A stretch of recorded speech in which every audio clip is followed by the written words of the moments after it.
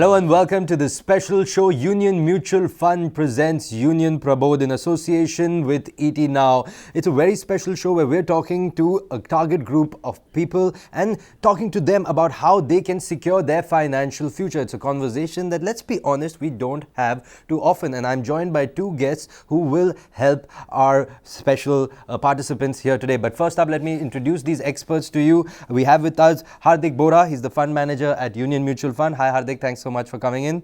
And we have Hemant Rustagi. He's the CEO at Wise Invest Advisors. Hi Hemant, thanks so much for coming in. All right, let's go to the other side. We have three very special doctors with us. Thank you so much, the three of you, for coming in.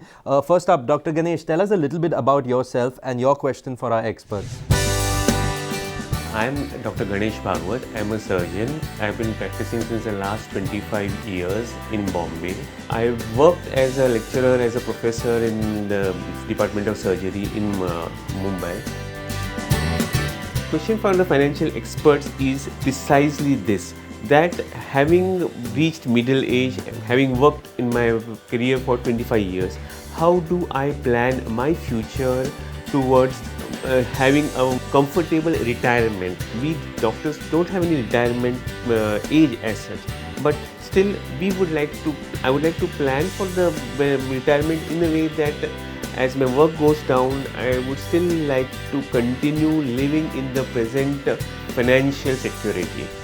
We'll start with you, Hemant, first, and then to get Yes, the thing is that whenever you want to achieve certain goal, so you need to plan it out. Like everything else that we do in life, you need to plan it out. When I'm talking about financial plan, basically what I'm talking about, one way is to do a comprehensive plan where you cover all your goals, or you can even do a goal-based plan. So what it really means is that you need to identify your goal, identify your time horizon, how much time you have to get there, and how much money will be required to achieve that. For example, if you're looking at, let's say, your retirement, the thing is, what the crucial part here is that how much money we'll need. So you need to really consider today's cost. You need to then look at inflation, maybe around say 7%, and then arrive at the number. Once you know the number of years that you have, once you know the amount that you need to achieve, you need to decide which asset class the money has to go in. Now, when you talk about a goal which is a long term, and especially if you're talking about, let's say, retirement, this is a goal for which you require a huge sum. Okay, and also a very important is to invest in an asset class which can beat inflation. The thing is that every time we talk about risk, we only look at risk of losing capital. This is one risk that we ignore, and to my mind, for a long-term goal like this is a much bigger risk. Because imagine you need 5 crore for your retirement and you're not considering inflation, so you're actually targeting 2 crore. You're going to have a shortfall of 3 crore. So you need to look at inflation, set a target for yourself, decide the right asset allocation. Now, when you're looking at 15, 20 years, the money has to be in equity. Okay, because that's the only asset class which can help you beat inflation. We all know equity can be risky, can be very volatile. So how do I tackle this volatility? Because there's one fear that stops me from investing into equity is volatility. How do I do that? One, stay committed to your long-term horizon. Second is start investing in a disciplined manner. It could be monthly, it could be quarterly, it could be half yearly. When you do that, you kind of tackle volatility in a very nice way because you're averaging your investment. So set your target, decide which asset class, and now the next question is, what are my investment options? There are two ways of investing in equity. Either you can go directly into the stock market or you can take mutual fund route.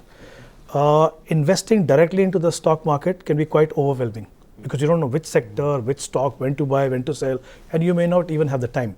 So leave that to professional, take mutual fund route, and within that again, you have three segments of the market. You have large cap, mid cap, small cap. So I would suggest that someone who's looking at 15, 20 years or even longer, 50 to 60% should be in large cap. The rest can be in mid cap and small cap. Because it becomes difficult for you to ascertain how to do this, the best bet is go into multi-cap funds. Okay, because they will take care of everything. Leave that to the fund manager. He will decide how to change the allocation. You don't have to do it yourself. So just follow this process. I think you should be fine. So Hardik, I want to get you in also on this, specifically on the mutual fund angle. Just your thoughts on this, how we can guide Dr. Ganesh. So just on not only the mutual fund part, but I want to add that So retirement planning is probably one of the most sensitive goals, as if you would see, because typically an individual has the potential income that he can generate till the retirement, and then when he retires, he's only dependent on that. So other goals that are probably lying before retirement can probably be made up for with some other things. But this goal is very, very crucial. You don't want to be running short of funds when you actually retire. So from that perspective, I would say that the need to take advice on this particular goal planning is very, very crucial. So that's the point. And I think what Hemant has indicated is also right, that the horizon is long enough for you to prepare for retirement. So one can add relatively higher risk to their portfolio. Within mutual fund, equity definitely would be in a desirable position to have. And I think multi-cap is ideally prudent because of the fact that markets are volatile. The remedy to volatility is also time horizon, and more importantly, if you have an asset class or fund that focuses on different categories within this equity, kind of takes care of the volatility also for you. So yeah, that happens to be a good option. Also our balance advantage funds, which are hybrid in nature. So the hybrid products basically shift between fixed income and equity from time to time to take care of the volatility. So that also can be looked upon as an option. To get the best of both kind of thing. Best of All right, great. Let's move on. Dr. Shamita, tell us a little bit about yourself and your question for our experts. My name is Dr. Shamita Bhandari. I'm a dentist by profession, and it's been almost 5 years now that I've graduated and into practice for that the same time. My question to the financial experts would be that how can I make use of mutual funds to build up my emergency fund? I think it's a very, very good question, very important one. You know, we did mention about having a financial plan in place. And once you've planned everything, the first aspect that you need to focus on is the risk management. So there are two aspects of risk management. One is the insurance, which involves life insurance, health insurance, and insuring your property. So that's one aspect. The second aspect of risk management is creating an emergency fund. I think it's absolutely important. So my advice always is that first you need to create emergency fund before you look at any other investment, because the financial emergency can come anytime. So it has to be available to you. So what it does for you is that if you have emergency fund, you will not disturb your long-term investment process. Otherwise, imagine if you're investing through SIP in some mutual fund, the first thing you will say is, okay, let me just stop this. And once you stop, it never restarts. So create an emergency fund. The fund has to be large enough to help you out when actually there is a need that arises. So how do you decide? So generally speaking, like if your monthly expenses are, let's say 1 lakh rupees, then you should create an emergency fund of at least 6 lakh. Okay, it shouldn't be lesser than that. It should be very large, because if you make it very large, let's say 15-20 lakh, somewhere you're compromising on the return, because here the key is liquidity. So where do you keep it? You can keep it in the bank, or there are mutual fund products like liquid funds. Okay, where I think you don't have to really compromise too much on liquidity. You can expect to get slightly higher return than what you get in savings bank account, and it's available today. You can operate through mobile apps or go to the site online, so the money is available to you. So decide the right quantum, and you need to have that in place before you start anything else, and invest in options which are very, very liquid. That's how you need to look at emergency fund. Super. Hardik, just wanted to get you in on one point, which Hemant said that you can invest it in say debt mutual funds, which give you more stability. The other thing is why I wanted to get your thoughts on the STP angle, because where it's also said that you can invest when through debt funds and then transfer that to equity funds. So a little bit of a side track here, but how could you explain a little bit about STP? See, STP would typically work in a situation where you have good amount of money that you want to invest, but you don't want to really participate immediately, because you risk probably getting in at a time in the equity market when things are not so good and maybe could get better in the future. So from that perspective, STP works better for you. And for the emergency point, I would want to say that you should typically not, since Hemant has already explained the do's, I would say the don'ts. Don't look at pure equity funds in mutual funds to keep your your money for the emergency purpose, because that is very volatile.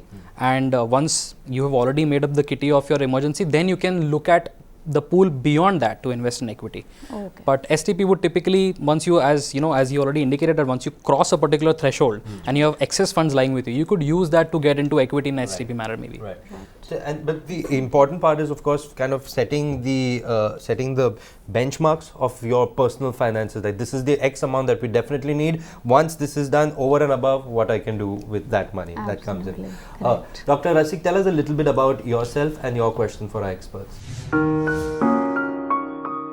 I am Dr. Rasik Shah, pediatric surgeon by profession, trained at JJ Hospital for MBBS, MS, MCA, general surgery and pediatric surgery. Then I went for 3 years in USA, learned laparoscopic pediatric surgery. Now I am full-time pediatric surgeon at SRCC Children's Hospital, which is located at Haji Ali, Mumbai. We shifted to this house about 12 years back. I live on 3rd floor, the building is without lift. So I was thinking of shifting to a place with better amenities. But living in South Bombay, there is a lot of capital required. Though we have some capital, so my question is, should I use my entire capital, use part of the capital, take rest of the things on loan or entire loan? So that is what is my question to the financial advisor. Well, again, I think buying a house, in your case, for example, you want to move into a bigger house, is always an important goal, because this also requires you to accumulate a large sum of money. Of course, then the big question is whether I invest my own money into that or I take a loan. I think both have their pros and cons. So first thing is, you need to really decide on where do you want to buy this house and how much it's going to cost. So if you're looking, and when are you looking to buy this? So for example, if you want to buy in the next, let's say, a couple of years, okay, and if the money that you have kept aside for investment is for some other goal and you don't have money for this, you have no other option but to opt for a housing loan. Before you do that, you need to really budget and see how much money you can spare for these EMIs, because the last thing you want is take loan, and then when you start paying EMIs, then you feel the pressure of liquidity, and that's when you start disturbing your other investments. You don't want to do that. So clearly look at the price that you need to pay for this house and how much time you have. Suppose you're looking at 10 years from now, you still have time to build that corpus. But if it is going to be next couple of years, so maybe it can be a combination of putting margin money from your side and taking a loan, because one advantage of taking a loan also is that you get tax benefit. Okay, you get benefit under ATC on the principal amount that you pay, then you get rebate on interest that you pay. And my advice again would be that if you can take it in a joint name with your spouse, so both of you get the benefit of that. So the tax benefit actually really means a lot. I'm not saying that should be the consideration for deciding to go for a loan, but like I said, if you have to, then to follow this. So clearly it will depend on how much time you have on hand to decide whether you should be putting your own money or you have to take a loan on that.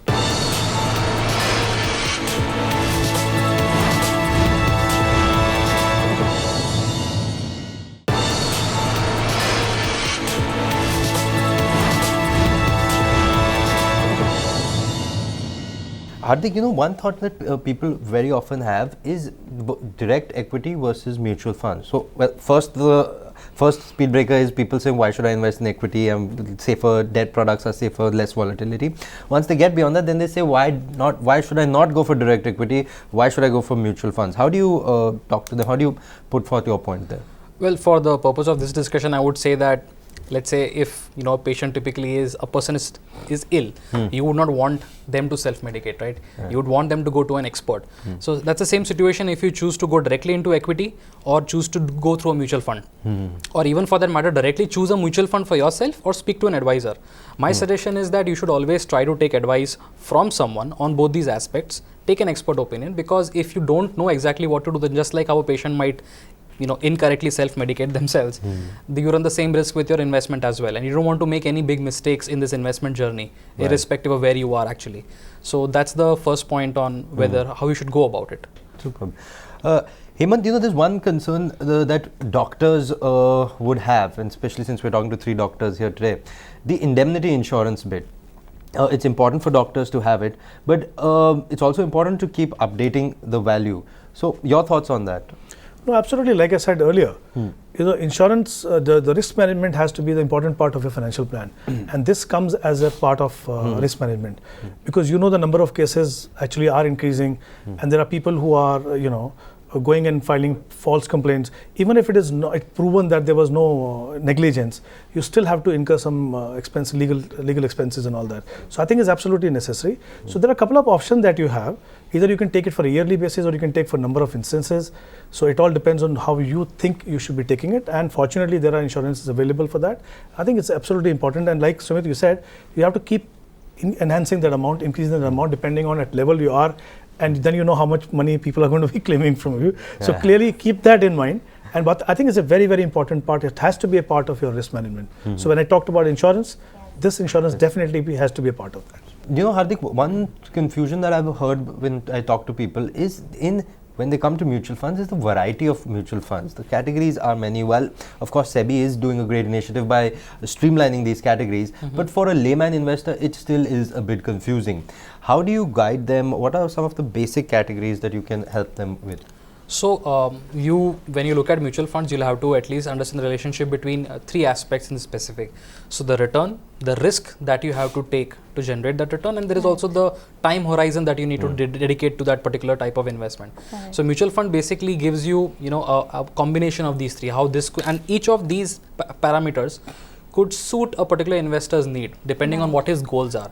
Mutual funds basically try to cater to all these needs. You will have equity funds which will take higher risk compared to, let's say, the fixed income schemes, but they will also try to give you higher return. Okay. To remedy, for example, for the higher volatility of your capital, you would have to extend your time horizon. So that's why if you have a goal that is very short term in nature, you might not want to choose equity. Within equity also you have further tranches. You have further bifurcations in terms of large companies that the mutual funds will invest in. So those are large cap schemes. You have the funds that will invest in smaller companies.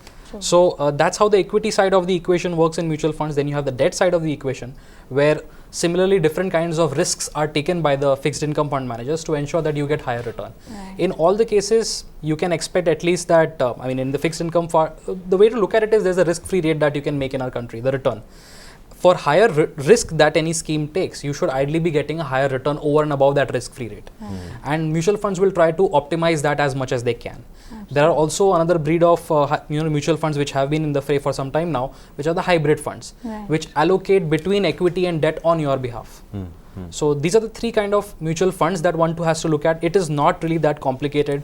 It's very easily bifurcated now between these different asset classes. So I generally put it really in a simple way when I'm talking to people is that we should always also on a personal end do a little research on your own, take some time out on the weekend, read a little. Now, SEBI in fact has a beautiful website where they give a lot of information, SEBI being the regulator of this market. Plus our channel does a lot of stuff, our websites are there, or other websites, other books, other programs, just to get the little basic knowledge. That's what, everybody should be doing their own homework.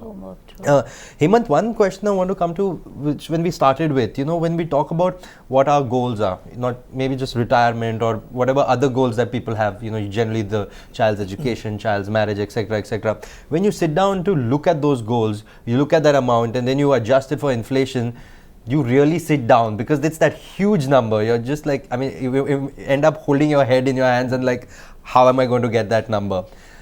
How do you help people in that case not to be overwhelmed by that large figure? Well, Sumit, I think that's a very important question that you asked. See, there are two things. When you sit down and make a plan, you start differentiating between aspirations and the realistic goals. Okay, sometimes we mistake aspirations saying, okay, this is what I can do, or I think that I can do everything that I want under the sun.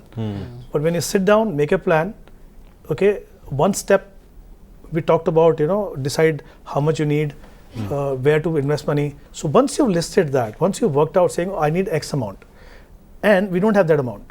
So that gives you an opportunity to prioritize your goals. Then you say, okay, which goal is more important for me? Now, for example, if I have to choose between buying a house or my children's education, I need to decide whether I give priority to my children's education or to the house. So this plan helps you that. This plan, gives direction to your money. Third thing it does, very important, is you go back to the drawing board and start doing budgeting, which most of us don't do that. Okay, as long as my expenses are being taken care of, I don't care from where this money is coming in. It prompts you to do budgeting. Okay, and another important aspect of budgeting is that it allows you to involve the family members in that. Your children, spouse. Okay, because it's very, very important that everyone becomes a part of this budgeting. So once you do budgeting and you realize, oh, there are a lot of expenses I can do without. So then you prioritize, then you know where the money is going to come from. And that's why I think this financial plan creates a roadmap for you. Yeah. And one more thing I want to add, we just talked about the need to have an advisor. You know, if I'm coming to you for treatment, I can afford not to know anything about medical science, because you will take care of it.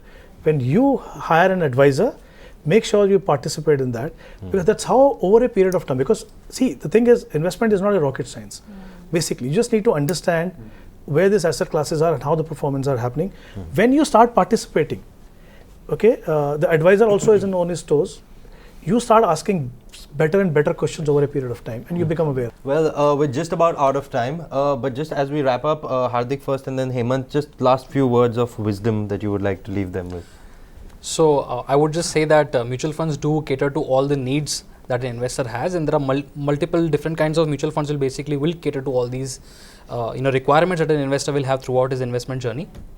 And with the right advice, you could ensure that they will help you maximize your goals.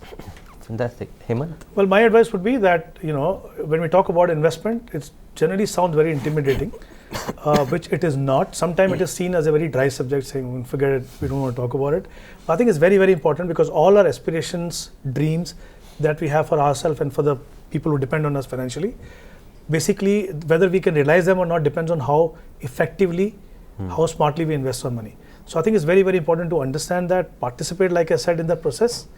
And if you follow the discipline, there is no reason why anything that you want to achieve that you will not be able to achieve.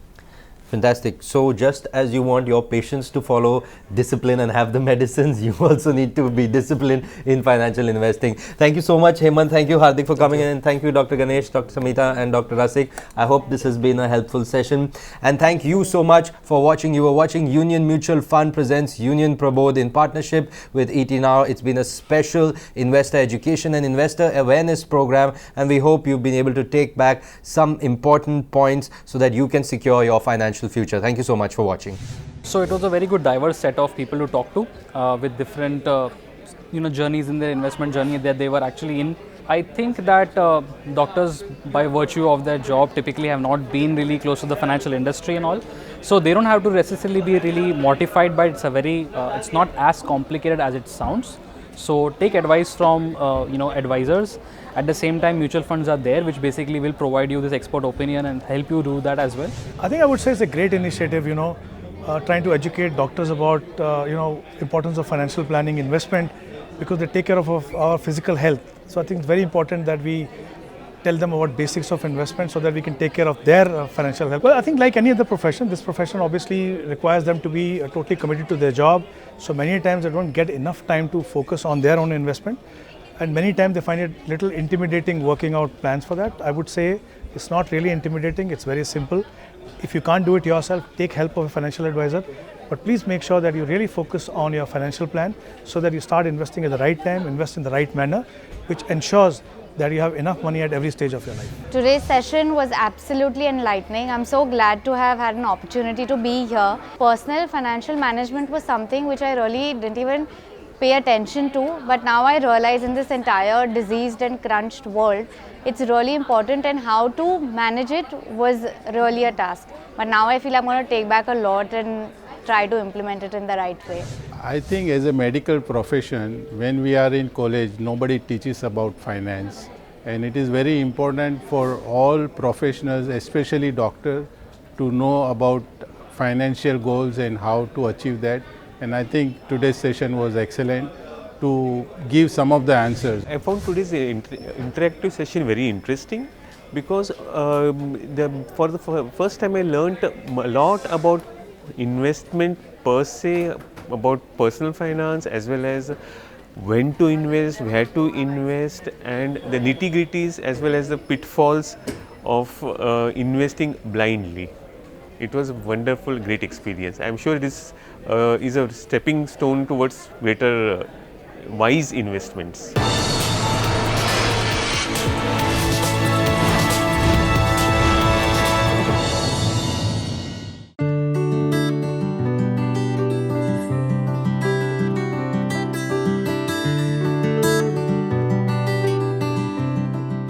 Mutual fund investments are subject to market risks. Read all scheme-related documents carefully.